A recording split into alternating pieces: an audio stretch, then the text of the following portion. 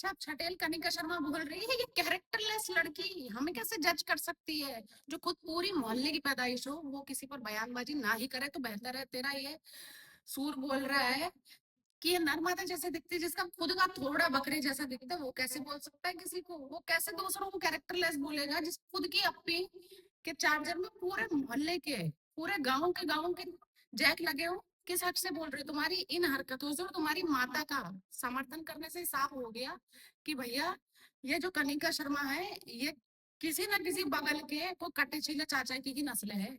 जब तो इसने ब्राह्मणों के जात पर कलंक लगाने का काम करा है।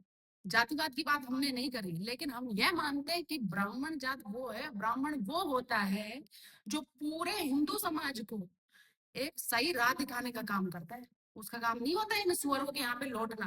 तू जैसे लौट गई ना, तुझे दिखे थे क्या कश्मीरी पंडित जिनकी रात की रात जिनको घर छोड़ के भागना पड़ा था, जिनकी औरतों का इन्होंने सरेआम बलात्कार करा है? एक औरत का हजार हजार लोग बलात्कार करे थे, तब आया था कि ये जमीर जाग के नहीं आया था? नफरत हम फैलाते, नफरत तो तेरा सुअर फैलाते। और जो इसकी माँ एक ज्ञान बांट रही है कि मेरे बच्चों को क्यों बोलते हो, जब ये तेरे बच्चे का आदमी घर लेता है, उसके अंदर मंदिर होता है, उसमें बोलता है कि मैं हूँ इसका भगवान, तब तुझे याद नहीं आता ज्ञान देना? इस जाहिल सड़क छाप की बिल्कुल भी औकात नहीं है हमारे भगवानों के बराबर बराबरी करने की। इस कनिका शर्मा का पहले भी विरोध था, आज भी और आगे भी करेंगे। कौन होते हैं हम जज करने वाले? हम करेंगे भैया जज। तुम्हारे हमारे तुमने हमारे पूरे समाज को बदनाम करके रख दिया आज। हिंदुओं के यहाँ पर कोई रीत नहीं है इन कटी चिली रूलों के शादी करने की।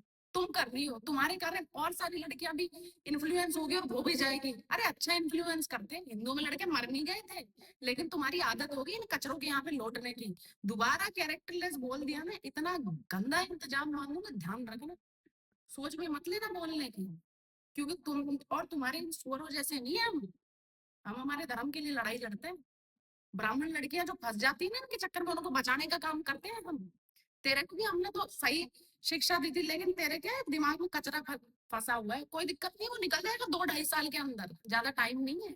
जब सूटकेस के अंदर पैक करेगा, जब तेरी मार तू बाहर घाल घाल के आओगे ना दूसरों के पास, तब मत रोना, क्योंकि तुम्हारे कर्मों के कारण तुम कटती हो। जब श्रद्धा को काट दिया था ना आफ्ताब ने, जब तुझे याद रखना था, जब निकिता को काट कर कुकर के अंदर सीटी लगाकर कुत्तों को खिला दिया था, तब तुझे याद नहीं आया था? ये तेरा सुअर बोल रहा है कि मैंने क्या किया? मैंने तो बहुत कुछ करा है। मैंने तुम्हारे इस कचरे के साथ ही लौटने के काम नहीं करे तेरी तरह सड़क छाप औरत। इस वीडियो को जितना हो सके उतना शेयर करना। इन जाहिलों से ना तो पहले डरते थे, ना आज डरेंगे, और ना ही कभी डरने वाले हैं।